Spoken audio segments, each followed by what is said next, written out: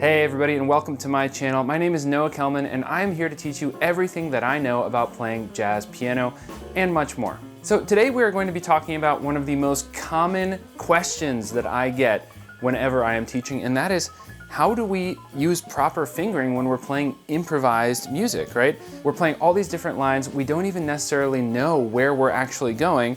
How do we actually make sure that our hands are aligned properly, that our fingers are headed in the right direction, that we have enough fingers available for what we want to do and where we want to go? That is the question we're going to be answering in today's video. But first, if you're new to the channel, please consider clicking subscribe and hitting the little bell to turn on notifications so you don't miss any more videos just like this one. And if you already know my content and like it, then I really appreciate you hitting the like button. Really helps me out. All right, let's dive right in here. We're going to start with the basics, but be sure to stick around all the way till the end of the video because we're going to be talking about a lot of the absolute essential problems you may run into when you are using your fingers for improvisation. All right, so what are some common finger habit rules that we can follow to get right off on the right start? All right, so we're gonna start really simple here. Let's just take a look at the B flat major scale.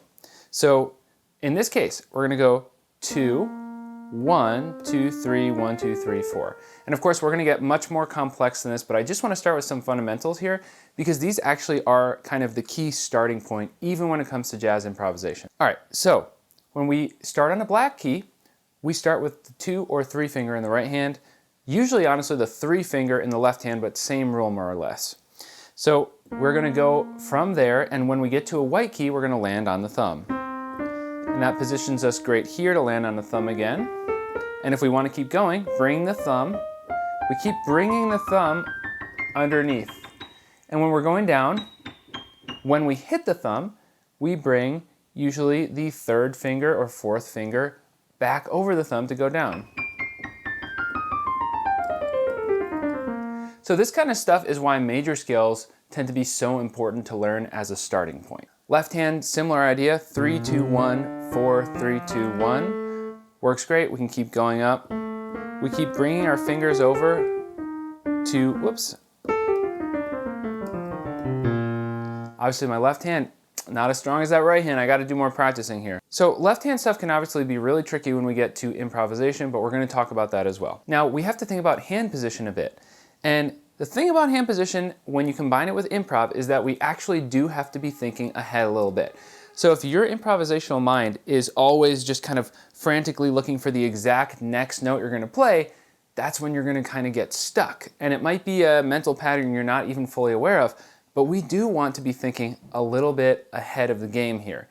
How do we actually make that happen? I know it's easy for me to say, how do we make it happen? Well, we do start to build in vocabulary and finger habits that actually go along with that vocabulary by practicing licks. And very importantly, stopping when we get tripped up and solidifying that line or vocabulary where we did get tripped up. So generally speaking, when we're heading up with the left hand, we bring fingers over the thumb to go up.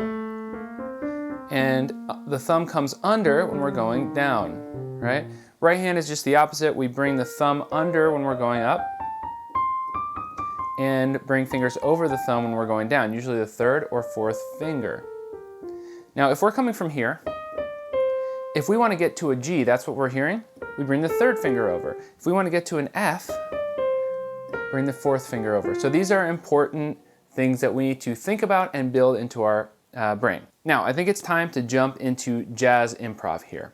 So let's start just with a 2-5-1. How about a 2-5-1 in B flat? So C minor, 7 to F7 to B flat major 7, right? I'm going to now, in this tutorial, show you some really common licks that I find tricky in jazz, and we will go through them and talk about the fingering habits that you can build around here. So here's one.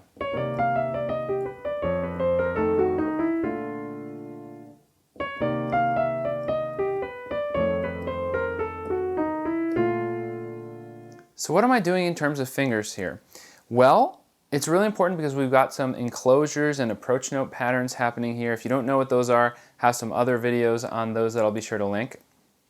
Number 1, we are enclosing this chord tone, this flat 3. And why am I using my 2nd finger, right? Why don't I do this? That could work too, but I know I'm going to want to reach my thumb down to this G. So I start on 2. And we do 2, 3, 5, 4, 3, 4, and then the thumb comes down. Right? 1, 2, 4, 3, 1. I'm going to go 4, 3, 1, 4, 2, 1, 2.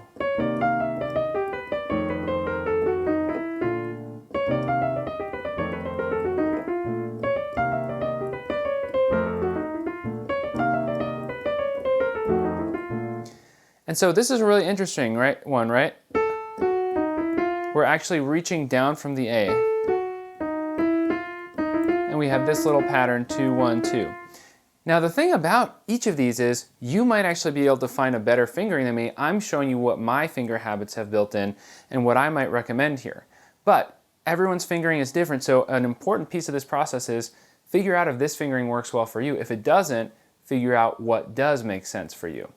But in the process here, we're going to learn some interesting finger habits for licks that I think will challenge you and are really important for jazz. Now, if we wanted to go on from here, I am hearing another lick that would work really well to go on from here. So 2, 1, 2, and now we're actually kind of starting a lick here in a strange spot. So here's the lick we're going to add. So obviously that's very, very easy to start on by doing our thumb. 1, 2, 3, 5, 1, 3, 1, 2, 4. This is a common lick that you should learn. So this is kind of number 2 here. So here's, again, that fingering.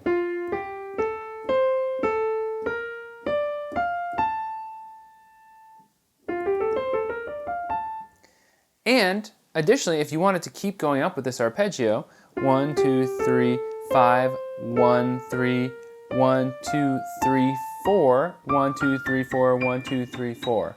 And on the way back down, 3, 2, 1, 4, 3, 2, 1, 4, 3, 2, 1, 4, 3, 2, 1. So of course, arpeggios are an important piece of this puzzle.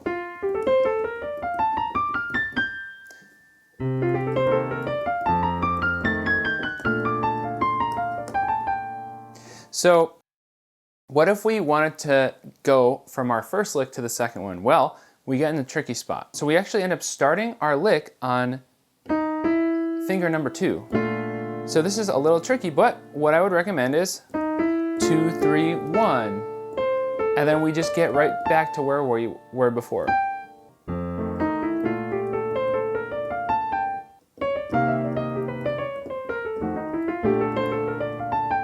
All right, so that is some great stuff right there. Now, really quick, if you are actually looking for some amazing right-hand licks and even left-hand licks and exercises to practice, I have tons of those available and even different kind of eras and styles of jazz piano in my store, jazzpianoconcepts.com/store. Of course, every sale goes straight to helping me continue to make these videos, so I really appreciate the support. And also, if you're getting some useful information out of this video so far, please go ahead and smash that like button. I really appreciate it. So I want to talk a little bit more about arpeggiation. So this might be a lick that you hear quite commonly. Something like that, and I'm really talking about the arpeggio at the beginning here. So let's talk about how to do this. Now there are 2 ways I do it. I think I did it in a strange way before. So you could do 2, 4, 2, 3, 1, 3, 5, right? If you wanted to keep going up though, you would do 1, 2, 3, 5 right there, right?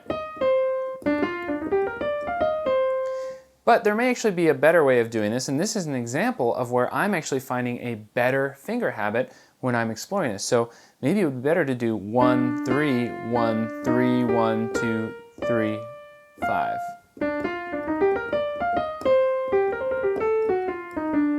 Here's a little example of a 16th note pattern.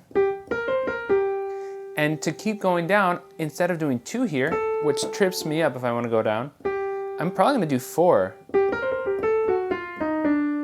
Or at least 3.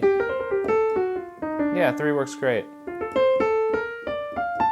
And then we get that same pattern, 1, 3, 1, 2, 4.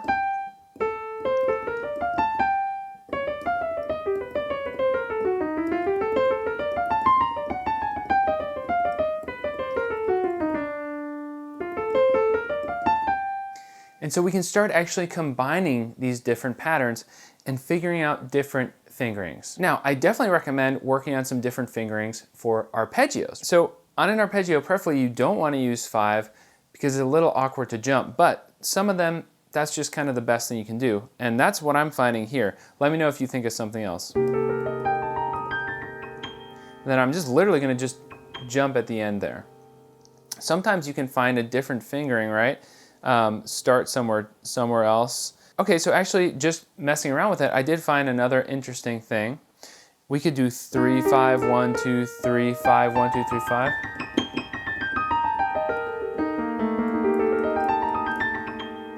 And so that's really interesting, right? We just found another way to kind of start this arpeggio that seems awkward at the start, but is actually maybe the best way to do this arpeggio. So this is a really important lesson here, right? Stop, look at what you're doing. Is there a better way to do this? Master it in that new way to build that finger habit. And then, really important step, try to build it into some improv.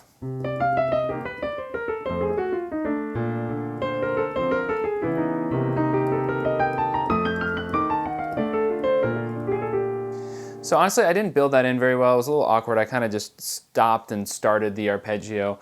But that's just a quick example. You're going to want to see if you can get that a little smoother. Of course, there's also the pattern I showed you before, 1, 2, 3, 4, which works great for different arpeggios as well. One final lick I really want to show you here in the right hand, this lick. Very commonly called the Cry Me a River lick because that song starts that way.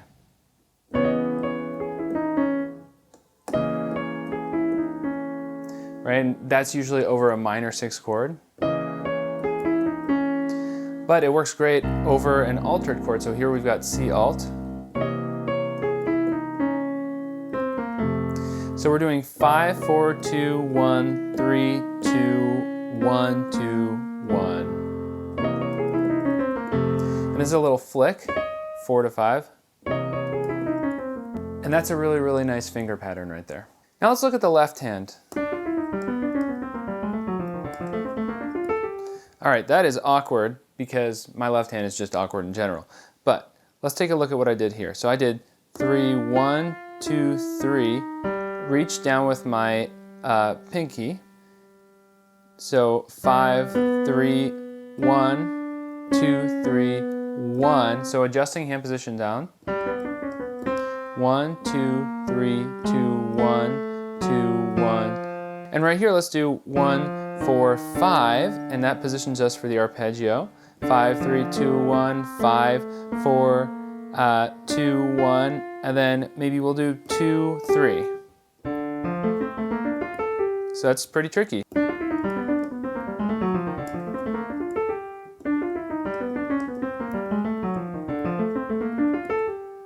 All right, so then we just want to practice that, really get it under our fingers in the left hand. So of course you notice that an arpeggio there was starting on the pinky rather than the thumb because the hands are really kind of opposite here. So let's say we wanted to arpeggiate a major 7 chord here. I would probably do 4, 3, 2, 1, 4, 3, 2, 1. And I'll just jump up and grab with a 2 if I want to grab that 7 at the end and go back down. It's not the cleanest, but... So that is some really good finger usage right there for the left hand, and that should already get you through some serious ground just using that. Now again, at the end of the day, what we really need to do is continue to find licks and take them through the process of determining the best fingering, repeating them until they're really under our fingers, and then trying to integrate them into a song or progression. If you follow those steps, you will start to build up connections with your brain, your fingers, and your ears. So you'll know where you're going a little bit ahead of time, so you know which way to bring your hand to make sure that you are heading in the right direction. All right, that is it for today. I hope you enjoyed this tutorial. I hope you got a lot out of it. And if you did, please be sure to smash that like button. And also, if you're not a subscriber, hit the subscribe button and click that little bell to turn on notifications so you don't miss any more useful videos just like this one. And again, some shameless self-promotion here. If you do want to check out more licks like this, and some of them with some really interesting shapes that you can use to get some great finger habits for both bebop or even modern, more intervallic licks, check out my store, jazzpianoconcepts.com/store. I will warn you, in most of them, I don't have fingerings written out, so this would be a process of you actually learning the fingerings that work best for you and developing good habits. But there's a ton of great material to choose from, including also some killer left hand exercises that will challenge your left hand technique and challenge you to find great fingerings. So again, jazzpianoconcepts.com/store. Thank you so much for checking it out. All right, thanks so much, and I'll see you in the next video.